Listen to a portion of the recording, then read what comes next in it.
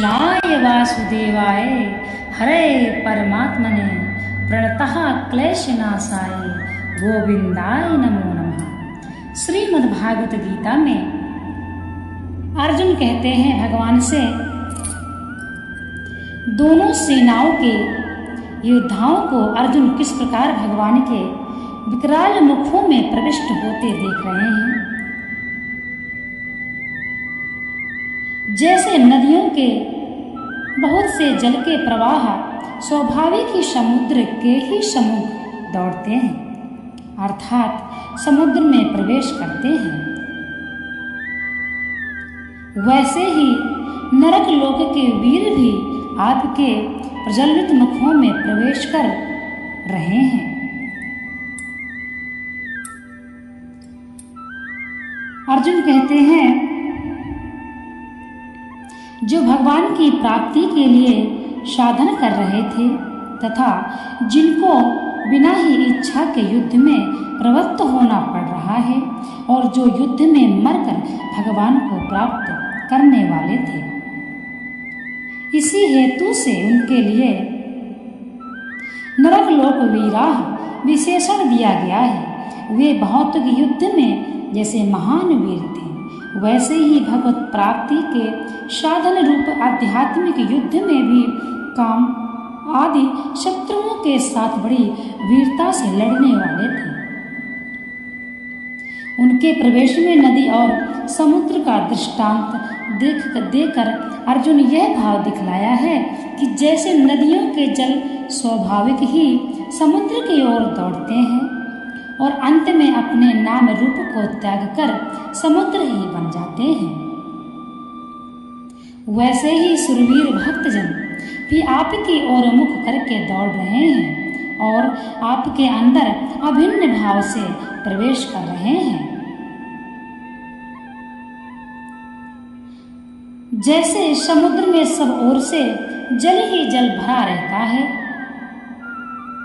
और नदियों का जल उसमें प्रवेश करके उसके साथ एकत्व को प्राप्त हो जाता है, वैसे ही आपके सब मुख भी सब ओर से अत्यंत ज्योतिर्मय है और उनमें प्रवेश करने वाले सूरवीर भक्तजन भी आपके मुखों की महान ज्योति में अपने ब्रह्म रूप को जलाकर स्वयं ज्योतिर्मय होकर आप में एकता को प्राप्त हो रहे हैं।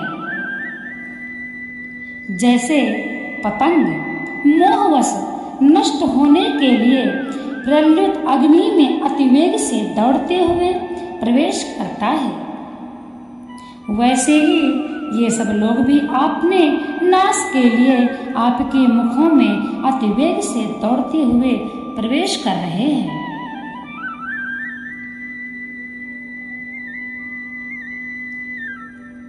भगवान के मुखों में सब लोगों के प्रवेश करने की बात कहने का क्या अभिप्राय है।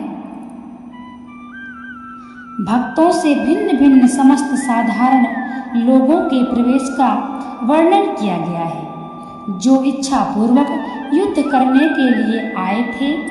इसलिए प्रज्वलित अग्नि और पतंगों का दृष्टांत देकर अर्जुन ने यह भाव दिखलाया है।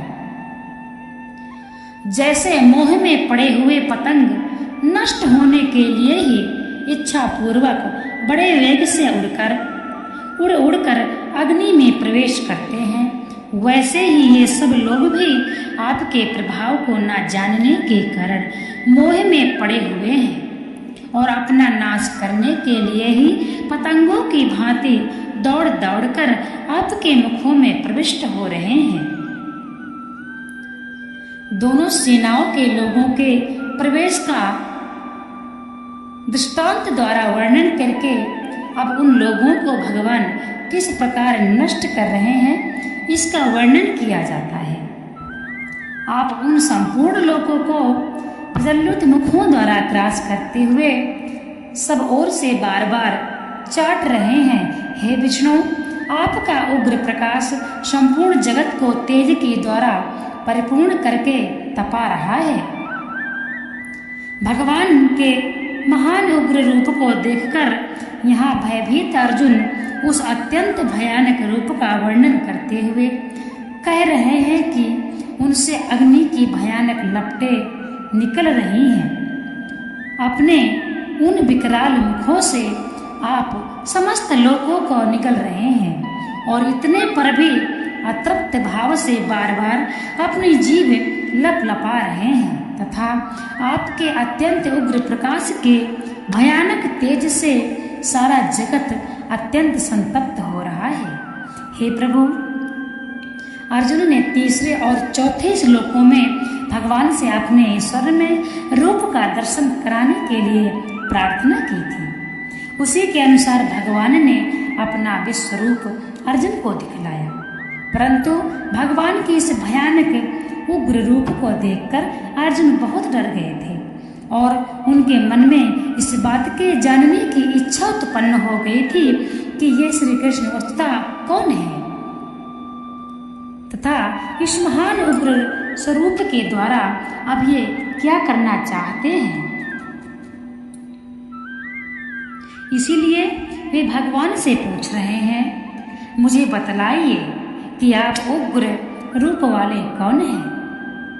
हे देवों में श्रेष्ठ, आपको नमस्कार हो, आप प्रसन्न होइए। आदि पुरुष, आपको मैं विशेष रूप से जानना चाहता हूँ, क्योंकि मैं आपकी प्रवृत्ति को नहीं जानता। हे प्रभु, अर्जुन तो यह जानते ही थे कि भगवान श्री कृष्ण ही अपनी योग शक्ति से मुझे अपना विश्व रूप दिखला रहे हैं। फिर उन्होंने वह कैसे पूछा कि आप उग्र रूपधारी कौन है। अर्जुन इतना तो जानते थे कि यह उग्र रूप श्री कृष्ण का ही है, परंतु इस भयंकर रूप को देखकर उनके मन में यह जानने की इच्छा हो गई कि यह श्री कृष्ण वस्तुतः है कौन, जो इस प्रकार का भयंकर रूप धारण कर सकते हैं। इसलिए उन्होंने यह भी कहा कि आप आदि पुरुष को मैं विशेष रूप से जानना चाहता हूँ। देववर संबोधन देकर भगवान को नमस्कार करने का और प्रसन्न होने के लिए कहने का क्या अभिप्राय है। जो देवताओं में सर्वश्रेष्ठ हो उसे देववर कहते हैं। अतः भगवान को देववर नाम से संबोधित करके अर्जुन उनके ईश्वर तत्व को व्यक्त करके उनको नमस्कार कर रहे हैं तथा उनके भयानक रूप को देखकर अर्जुन भयभीत हो गए, अतः उनसे प्रसन्न होने की प्रार्थना कर रहे हैं। आपकी प्रवृत्ति को मैं नहीं जानता, इस कथन का क्या अभिप्राय है। इससे अर्जुन यह भाव दिखलाया है कि यह इतना भयंकर रूप जिसमें कौरव पक्ष के और हमारे प्रायश्चित योद्धा प्रत्यक्ष नष्ट होते दिखलाई दे रहे हैं। आप मुझे इसलिए दिखला रहे हैं तथा अब निकट भविष्य में आप क्या करना चाहते हैं, इस रहस्य को मैं नहीं जानता। अतएव अब आप कृपा करके इसी रहस्य को खोल कर कहिए। इस प्रकार अर्जुन के पूछने पर भगवान अपने उग्र रूप धारण करने का कारण बतलाते हुए प्रश्नानुसार उत्तर देते हैं।